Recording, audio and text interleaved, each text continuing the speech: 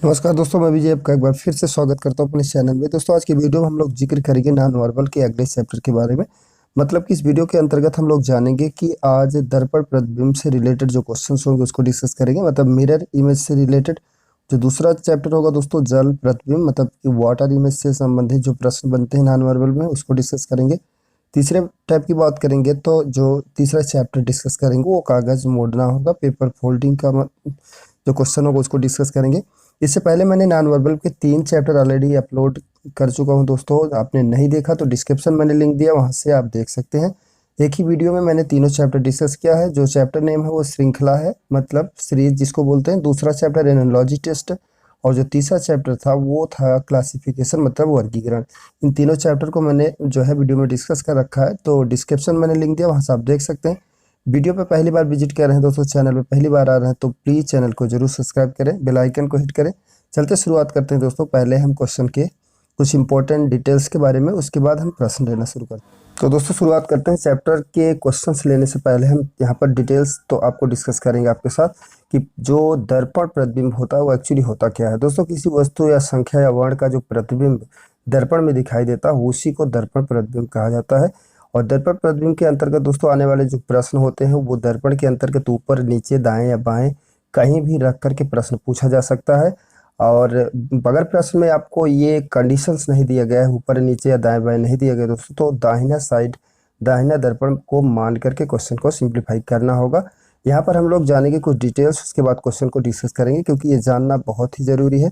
अगर दोस्तों यहाँ पर दर्पण में दायां या बायां से रिलेटेड प्रश्न होगा तो कैसे करेंगे। मतलब कि यहाँ पर अगर एक वस्तु ओ है तो दर्पण में देखेंगे दोस्तों तो सेम ओ ही पैटर्न में दिखेगा। अगर ए को देखेंगे तो सेम इसी कंडीशन में दिखेगा। मतलब कि राइट और लेफ्ट के अकॉर्डिंग यहाँ पर हम डिस्कस कर रहे हैं। बी को देखेंगे यहाँ पर जो है दर्पण में तो आपको उल्टा भी दिखाई देगा। सी को देखेंगे तो भी जस्ट आपको बदल जाएगा। 7 की बात करेंगे तो कुछ इस तरह से होगा। जी को पलटेंगे तो आपका इस तरह से होगा। ये आपको जानकारी होनी चाहिए। अब यहाँ पर एरोस की बात करेंगे, एक एरो इस साइड में है तो एक एरो जस्ट इसके विपरीत हो जाएगी। एक साइड में इस साइड में है मतलब लेफ्ट में जा रहा है तो एक इधर से राइट में होगा। यहाँ पर जो है एक अप और डाउन जो सर्कल है तो अप डाउन का जस्ट अपोजिट इधर हो जाएगा।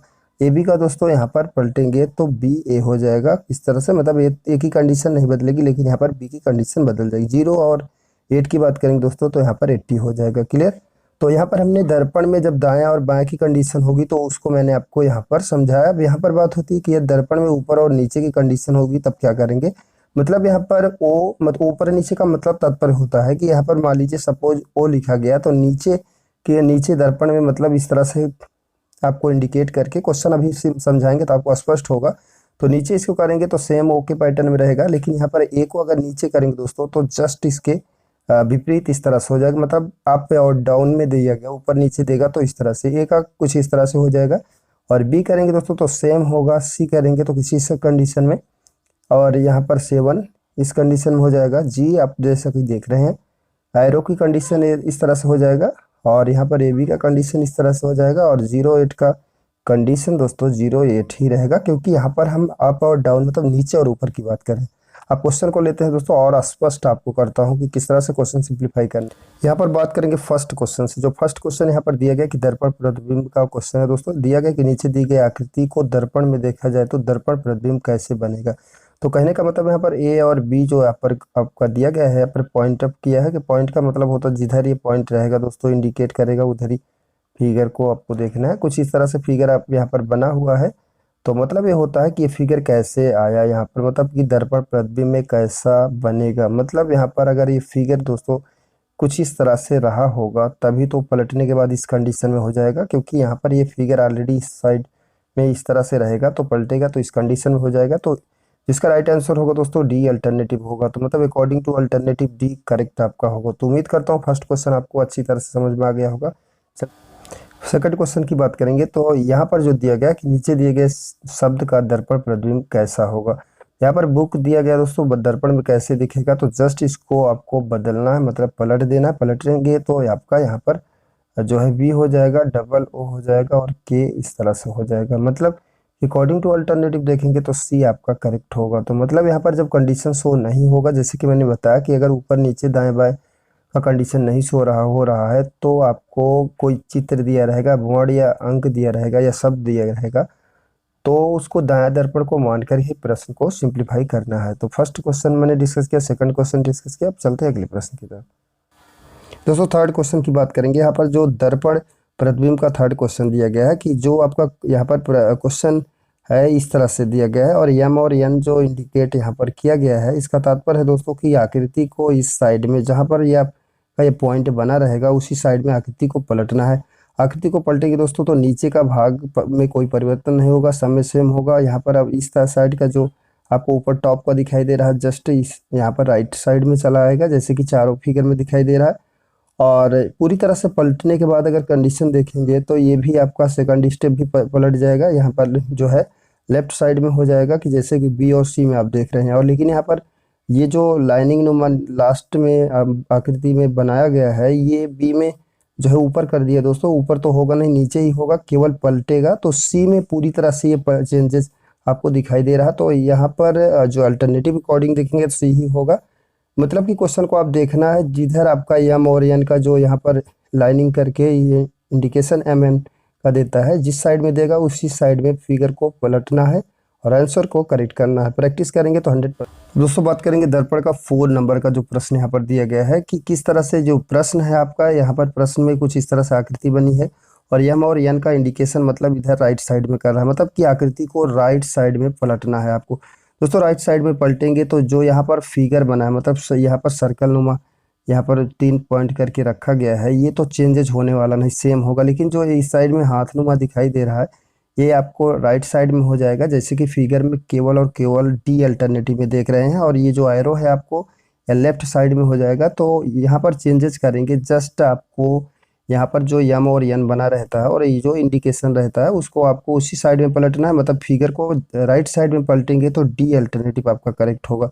तो इस तरह से प्रैक्टिस करेंगे और जिस तरह से यहाँ पर एम और एन लिख करके आपका इंडिकेशन मतलब करता है, इंडिकेट करता है, उसी साइड में आपको फिगर को पलटने हैं और आपका आंसर करेक्ट हो जाएगा। तो दोस्तों जैसे कि देख रहे हैं कि 5 नंबर का क्वेश्चन कई बार एग्जाम में पूछा गया है, क्लियर।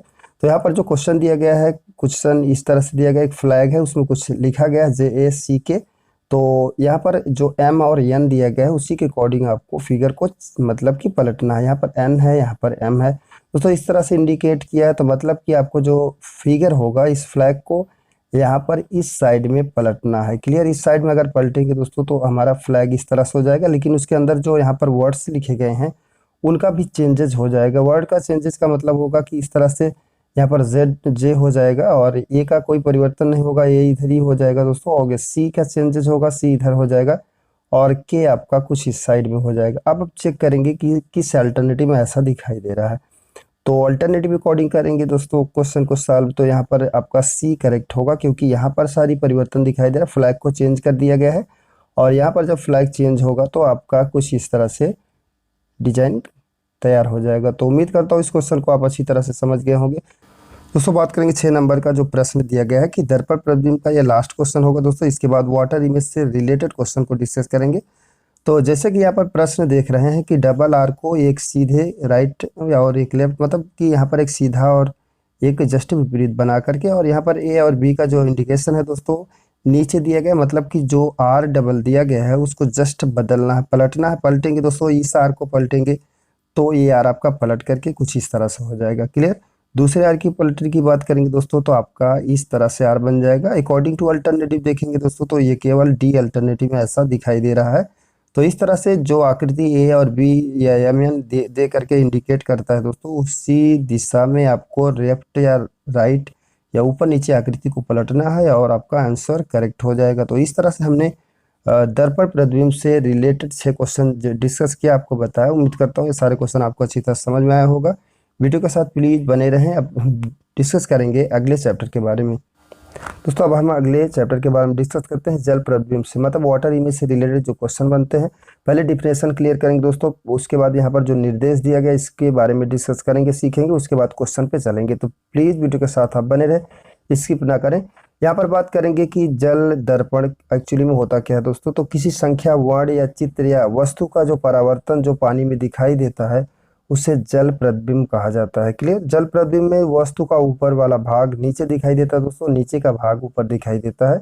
और इसके अंतर्गत यहाँ पर हम बात करेंगे इम्पोर्टेंट बात की, तो जैसे कि ए दिखाई दे रहा है दोस्तों, तो इसको जल में देखेंगे तो कुछ इस तरह से दिखाई देगा। कहने का तात्पर्य हो गया कि अगर कोई आकृति इस तरह से ये बना हुआ है तो इसके जो नीचे का भाग होता है वहीं उसी को टच करके आकृति बनती है। इस तरह से पानी में मतलब कि प्रतिबिंब बनता है। अगर कोई आदमी इस तरह से खड़ा हुआ है दोस्तों, तो जब उसकी आकृति पानी में बनेगी तो उसके पैरों से स्टार्ट होती है, मतलब नीचे से आकृति बनेगी। आप कभी भी वाटर पानी के नज़दीक खड़े होंगे तो इस तरह से बनता है। तो यहाँ पर एफ की बात करेंगे तो कुछ इस तरह से हो जाएगा। एक बार देखें और प्रैक्टिस करने का प्रयास करें। बी को चेंज करेंगे तो बी में कोई परिवर्तन नहीं होगा, एट में भी कोई परिवर्तन नहीं होगा, थोड़ी परिवर्तन हो जाएगा। अगर बड़ा और छोटा मतलब कि यहाँ ऊपर का थोड़ा से बड़ा, नीचे का छोटा कर रहे हैं, ये मतलब कि इस तरह से बनावट में तो चेंज दिखता है, नहीं अदरवाइज नहीं दिखता। सेवन को इस तरह से हो जाएगा। और यहाँ पर आप देख रहे हैं कि स्क्वायर को सेम स्क्वायर शेप में ही रहेगा, लेकिन यहाँ पर जो ट्रेंगल दिया गया है दोस्तों वो आपका इस तरह से हो जाएगा। के का परिवर्तन कुछ नहीं होगा, इस तरह से होगा। पी का इस तरह से हो जाएगा। अब हम बात करेंगे क्वेश्चन इससे संबंधित और अच्छी तरह से आपको समझाने का प्रयास। शुरुआत करेंगे दोस्तों यहाँ पर फर्स्ट जो है जल प्रतिबिंब से वाटर इमेज का फर्स्ट क्वेश्चन। यहाँ पर 7 नंबर का जो प्रश्न दिया गया है, जैसे कि आप देख रहे हैं कि क्वेश्चन में कुछ इस तरह से आकृति बनी हुई है। जैसे मैंने बताया कि जो जल प्रतिबिंब का फिगर होता है दोस्तों वो नीचे से जो है जो बॉटम होता है वहीं से फिगर बनता है। मतलब कि यहाँ पर अगर ए बना दिया गया इस तरह से, तो जब यहाँ पर जल में देखेंगे तो इसका जो नीचे का पोर्शन होगा उसी को टच करके फिगर इस तरह से बनता है। तो मतलब घर जो टाइप ये बना हुआ फिगर तो जस्ट यहाँ पर जस्ट नीचे हो जाएगा। नीचे का मतलब दोस्तों फर्स्ट और सेकंड में ऐसा नहीं दिया तो ये 100% गलत होगा।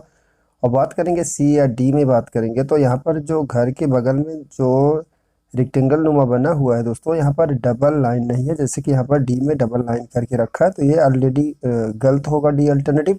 केवल राइट की बात करेंगे तो सी ही करेक्ट आपका आंसर होगा। तो इस तरह से दोस्तों यहाँ जल प्रतिबिंब से रिलेटेड जो क्वेश्चन 8 नंबर की अगर बात करेंगे तो नीचे दिए गए शब्द का जल प्रतिबिंब कैसे होगा, कि मतलब यहाँ पर जो HIKE लिखा गया दोस्तों जल में देखेंगे तो कैसे दिखेगा। मतलब कि यहाँ पर आप इसके नीचे के आधार को लेंगे तो सेम एच होगा, आई भी सेम होगा दोस्तों, के भी में कोई परिवर्तन नहीं होगा, ई में कोई परिवर्तन नहीं होगा। मतलब कि यहाँ पर अकॉर्डिंग टू अल्टरनेटिव देखेंगे तो फर्स्ट ही आपका करेक्ट होगा। मतलब इसमें ऐसा कोई अक्षर नहीं है जिसमें कोई परिवर्तन दिख सके। तो इस तरह से 8 नंबर का क्वेश्चन डिस्कस किया। अब चलते हैं 9 नंबर के प्रश्न की अगर बात करेंगे तो नीचे दिए गए शब्द का जल प्रतिबिंब क्या होगा।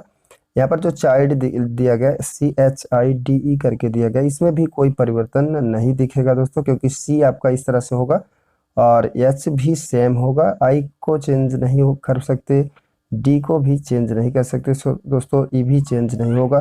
तो अकॉर्डिंग टू अल्टरनेटिव देखेंगे तो डी ही आपका करेक्ट आंसर होगा। मतलब कि आपका 9 क्वेश्चन यहाँ पर हमने डिस्कस किया। अब हम बात करेंगे 10 नंबर प्रश्न की। जल प्रतिबिंब से रिलेटेड जो क्वेश्चन है, यहाँ पर नीचे दिए गए शब्द में जल प्रतिबिंब कैसे होगा। मतलब वाटर को जल प्रतिबिंब में देखेंगे, जो वाटर शब्द है वो कैसे दिखेगा। तो दोस्तों यहाँ पर जो W दिया गया है अब चेंज होगा तो जस्ट इस तरह से हो जाएगा। मतलब कि यहाँ पर नीचे का सतह लेगा तो ये पलट के इस तरह से हो जाएगा। ए की अगर बात करेंगे दोस्तों तो जस्ट यहाँ पर अपोजिट ऊपर हो जाएगा। आई मतलब टी जो है कुछ इस तरह से हो जाएगा। क्लियर। और ई की बात करेंगे दोस्तों तो आपका ई में कोई परिवर्तन नहीं होगा, लेकिन आर में परिवर्तन होगा। आर का परिवर्तन मतलब जस्ट ऐसे हो जाएगा। तो अकॉर्डिंग टू अल्टरनेटिव देखेंगे दोस्तों तो ये परिवर्तन केवल ए में दिखाई दे रहा है। तो इस तरह से प्रैक्टिस करेंगे तो क्वेश्चन आपका 110% बन जाएगा। तो इस तरह से मैंने जल प्रतिबिंब का भी चैप्टर क्लियर किया। अब आगे जो चैप्टर होगा दोस्तों वो आपका कागज मोड़ना होगा। यहाँ पर 11 प्रश्न से हम जिक्र करेंगे कागज मोड़ना मतलब पेपर फोल्डिंग का क्वेश्चन है। यहाँ पर जैसे कि आकृति आप देख रहे हैं, क्वेश्चन कुछ इस तरह से बना है कि सर्कल है और ट्रेंगल है, इधर साइड का ट्रेंगल और सर्कल है, और यहाँ पर बोला कि अगर बीच से इसको फोल्ड कर दिया जाए तो क्या कंडीशन बनेगी। तो दोस्तों यहाँ पर जो छोटा ट्रेंगल आपको दिखाई दे रहा है और ये बड़ा सर्कल आपका इस तरह से कवर कर लेगा, और यहाँ पर जो ये ट्रेंगल आपको नीचे दिखाई दे रहा है, इस जब फोल्ड करोगे तो इसके जो यहाँ पर सर्कल दिखाई दे रहा है इसके अंदर चला जाएगा, लेकिन इस स्थिति इसकी पलट जाएगी इस तरह से। तो अकॉर्डिंग टू अल्टरनेटिव देखेंगे दोस्तों तो आपका सी करेक्ट होगा। तो इस तरह से प्रैक्टिस करेंगे तो 100% क्वेश्चन बनना 12 नंबर प्रश्न की बात करेंगे कागज मोड़ना। तो यहाँ पर जो क्वेश्चन आप देख रहे हैं कुछ इस तरह से दिया गया है कि मतलब यहाँ पर 4 पॉइंट दिया गया है सर्कल नुमा, और यहाँ बीच से अगर फोल्ड करेंगे दोस्तों तो क्या फिगर बनेगा। फोल्ड करेंगे तो चार बिंदी इस तरह से इस साइड में तो आ ही जाएगी दोस्तों, और बीच में हो जाएगा, मतलब जो बन के तैयार होगा वो बी अल्टरनेटिव में जिस तरह से दिखाई दे रहा है ये बन जाएगा। मतलब इस साइड का फोल्ड करना है, इस साइड का फोल्ड करेंगे तो ये जो सर्कल दिखाई दे रहा है इसके बीच में एंट्री हो जाएगा। दोस्तों बात करेंगे 13 नंबर जो प्रश्न यहाँ पर दिया गया है, लास्ट क्वेश्चन दोस्तों हम डिस्कस कर रहे हैं। तो यहाँ पर जैसे कि आप क्वेश्चन आकृति देख रहे हैं, इसको बीच से फोल्ड करेंगे तो क्या बनेगा। बीच से फोल्ड करने का मतलब होता है दोस्तों कि जो यहाँ नीचे का जो ट्रायंगल दिखाई दे रहा है ऊपर से फोल्ड करेंगे तो जस्ट इसी के मतलब ऊपर चला आएगा, तो मतलब ये सेम होगा, अलग नहीं होगा। मतलब ऊपर से फोल्ड करेंगे तो सेम सेम इसी के ऊपर हो जाएगा, इस तरह से आकृति बन जाएगी। और जो सर्कल यहाँ पर हाफ कटिंग पर है, इसको अगर इस तरह से ऊपर से फोल्ड करके नीचे अप करेंगे दोस्तों तो क्या होगा, दोनों सर्कल कट होकर के मिल जाएगा आपस में। मतलब कि यहाँ पर राइट आंसर की बात करेंगे तो डी करेक्ट आंसर होगा। तो इस तरह से हमने इस वीडियो में 13 क्वेश्चन जिक्र किया दोस्तों, दो जो कि 3 चैप्टर से रिलेटेड थे। वीडियो अच्छा लगे तो प्लीज़ लाइक से सब्सक्राइब करना ना भूले। मिलते हैं अगले वीडियो में। Thank you for watching.